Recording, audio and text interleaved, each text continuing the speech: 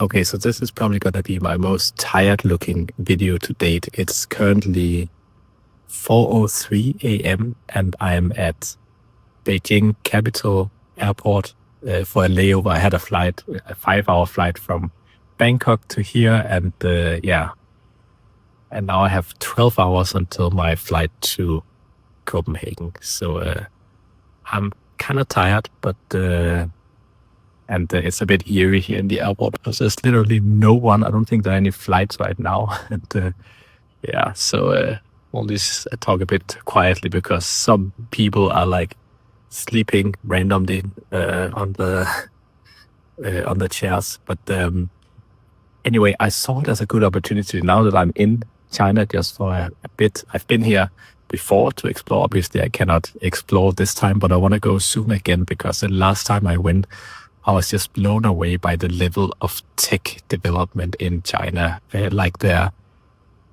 AI development is crazy. Their integration of robotics, driverless technologies, and so on is just insane. And so I wanted to do a bit of a deep dive about the current level of AI development in China and how it's stacking up with the biggest companies from Britain to the US. It's because it is really kind of an AI race at the moment where we have the US and China as the two biggest players. Europe is kind of drowned by regulation and rules and whatnot from Brussels, which is just tragic. But the US and China are really in on the race, and I will present some of the most exciting technologies coming out of China, both in terms of AI models and integration into robotics, how it affects the infrastructure, like in cities like Shenzhen, which is arguably the Silicon Valley of China, how everything is integrated from drone deliveries of your food to robots delivering everything to your hotel or your home, where you just see the use of AI and robotics just ingrained in daily life already. And it's actually used by the citizens, and it's just a natural part of life here. So let's take a look.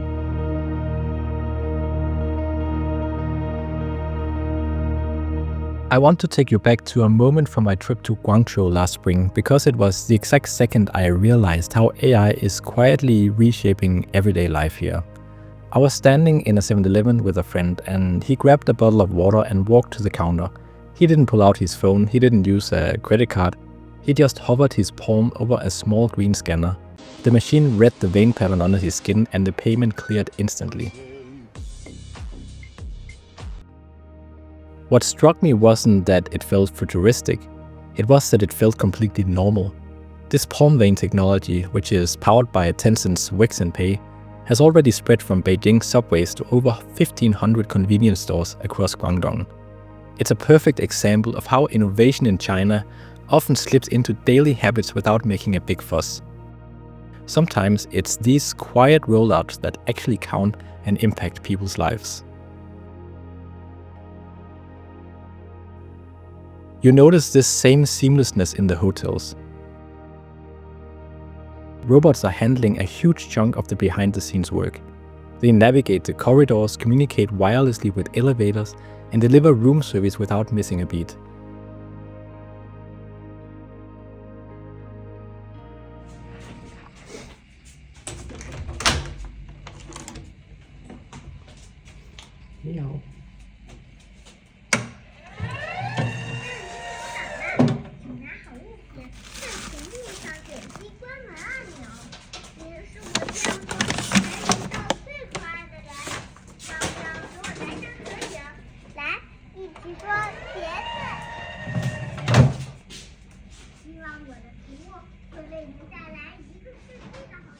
I remember seeing footage of the first national hotel robot competition in Beijing recently.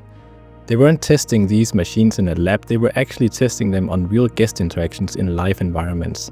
It's a pragmatic fix for a shrinking workforce, letting the machines handle the routine tasks so that humans can focus on the work that actually require empathy or skills, creativity, strategic thinking, and so on. And if you look outside, the sky is busy. In Shenzhen's parks and campuses, the low-altitude economy is fully operational. Drones are buzzing overhead, dropping packages into designated kiosks and zipping back to base autonomously. While we in Europe are often tied up in regulations, China has turned its city into massive proving grounds for this kind of physical AI. The speed at which they are linking the code, the machine, and the city infrastructure is something to behold. So what's fueling all this? Well, to understand that, you have to look at the software that made intelligence cheap enough to put everywhere. The turning point was early last year with the release of DeepSeek. For a long time, the assumption was that you need billions of dollars to train a frontier AI model. DeepSeek broke that rule. They released R1, an open-weight model that matched the top US systems of the time in math and coding. But here's the kicker, they reportedly trained it for just $294,000. They used a smart design called Mixture of Experts, which only activates the specific parts of the brain needed for a task, saving a massive amount of compute power. That efficiency triggered a huge shift. By mid-2025, Chinese open source models like Alibaba's Qwen 3 and Xipu's GLM4 had captured nearly 30% of global downloads of models. Developers started switching because it was leaner and cheaper. And once intelligence is cheap, you stop building chatbots and you start building agents. And this is the next big leap. We are moving from AI that talks to AI that does. There is a benchmark called Gaia that tests an AI's ability to do real work, like navigating a website, debugging code, or analyzing a spreadsheet. China's Manus agent crushed this test, scoring 86.5% on basic tasks compared to the previous best of around 74%. That gap is a difference between a tool that suggests an email and a tool that actually writes it, sends it, and files the reply. For me, I think some of the most interesting aspects of AI in China right now is, first of all, the focus on open source models, state-of-the-art LLMs, but open sourced, meaning that it's way easier to iterate on top of the work they've already put into these models. This is in big contrast to the American models, which are largely closed-sourced, at least from the bigger companies like Google and OpenAI and so on. I think it's really interesting that China has this focus on open source AI models. And secondly, I think China's focus on physical embodiment of AI is also extremely interesting. Like, obviously, we also have Tesla as an American company, which is arguably leading the space with their FSD, like driverless technology, and their development of the Tesla Optimus humanoid robot, but China is also really putting a lot of focus into physical AI, and also in a lot of new novel ways with different kinds of AI embodiment that's just really unique, integrated into daily life already. And yeah, I really think the physical embodiment of AI is the next big frontier, gonna push AI to levels that we can't even imagine just from purely having AI on our digital devices. The step into the physical world is just gonna be, I think, mind-blowing.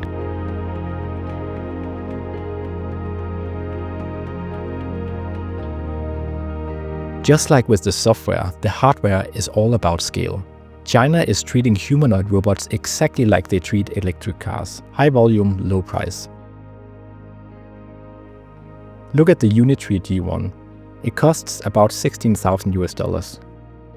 For the price of a cheap car, you can get a robot that can do backflips and perform delicate soldering work.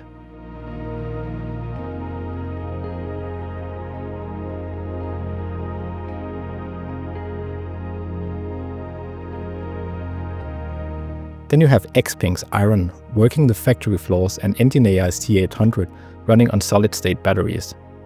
But the hardware is the easy part. The hard part is teaching them to move like us. That is why facilities like the National Local Joint Humanoid Robot Innovation Center in Beijing are so important. It's a 10,000 square meter gym for robots, so to say. Inside, they have built exact replicas of nursing homes, kitchens, and factory lines. Robots run through these scenarios 24 hours a day, generating millions of data points every year. It's brute force evolution. A robot might fail to pick up a glass of water 100 times, but on the 101st try, it nails it and then it never forgets. So the first 100 times is the pre-work needed to get to flawless execution of that particular task. We're already seeing the results. Ubitech's Walker S1 is currently working on assembly lines for NIO and Seeker, inspecting seatbelts and applying labels alongside human workers. And powering all of this is a drive for independence in silicon.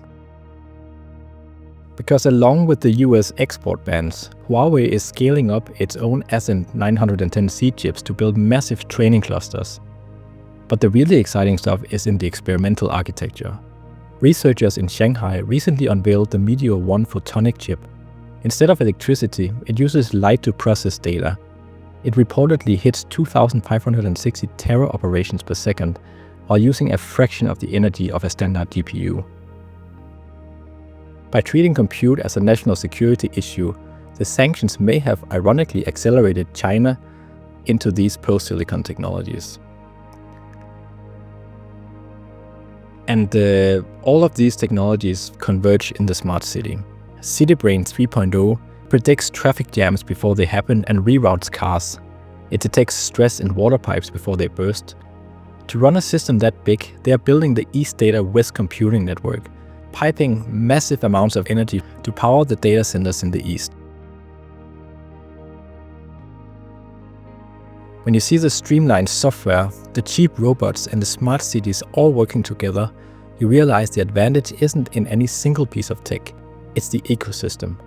As AI blends into the physical world here, it forces us to imagine the possibilities. It's not just about AI efficiency, it's about solving grand challenges like climate and labor shortages. Watching China's approach, you can't help but wonder what kind of future is waiting for all of us. I hope it gave you a perspective on how far China really is when it comes to high-tech integration of AI into society. This will definitely not be our last video focusing on China. I plan on going to Shenzhen, where I will go try out some of all these technologies. So stay tuned for that. I think it's great that we can just embrace how the world is just moving and accelerating in a speed we haven't seen before. When it comes to technology, I think it will ultimately create a better world, a world of abundance, as long as we figure out how to use the technology in the best way possible, in a way that will benefit people. I think ultimately we will figure that out. I'm always focused on being optimistic when it comes to the world's future, even when most people seem to be negative. But I think we are at an unprecedented time in human development history. Like, we've never been at a point just like right now where we look into exponential development and basically we have the potential of creating a future of abundance where we can solve the world's issues through technology. And I don't think there's a better time at just being optimistic and removing the boundaries for creating a better future and the future we want for our planet. And I think Europe could really learn something from that, because they are more focused on putting roadblocks and regulation instead of being excited about the future. So for any European watching this, please just embrace the future. It's gonna be an amazing future if we allow innovation to thrive. And so far in Europe, all we have is like cookie pop-ups and attached lids on the bottles. Let's take the AI Act and the Digital Markets Act and the GDPR. I can't even count all the acts they have at this point when it comes to developing tech and regulating like the big tech giants that they apparently see as their big enemy for whatever reason. But I don't know why they see them as such a big enemy. And we also see that whenever AI products, like global AI products, launch, they always launch in Europe last, because I guess practically most companies, they don't have it as a priority to get their lawyers or whatever to take a look at the EU regulation to figure out if they can actually launch their products. So they just skip it at first, just launch it globally, except the European Economic Area, and I don't blame them. I would do the same thing. So it's just really sad. It's like a kind of, I call it reverse censorship. It's not like censorship mandated by EU, but in reality it becomes censorship. Like a lot of global websites are blocked in Europe because they just don't want to bother with the rules. The realities of things is that we get those limitations, but we don't actually have the benefits of innovation like they do in China. Well, obviously there are also limitations in China, but at least it's an innovative society and they believe in the future. What do you think? Let me know in the comments down below. Am I just ranting, or is it really concerning for Europe? We gotta step up and be a part of the future. That's my opinion, at least. And yeah, I still have I guess around 8 hours until my Copenhagen flight, so I will enjoy this amazing airport a bit more. Hopefully the shops will open soon, and I should also have, I packed my jacket into my checked in luggage. I shouldn't have done that because it's actually like -6 degrees Celsius outside, and I guess because the airport is kind of empty, they didn't really put on the heat, so it's kind of cold. But yeah, stay tuned soon for more content like this, and thank you again for watching. Please like and subscribe, and see you soon. Have a great day. Bye bye.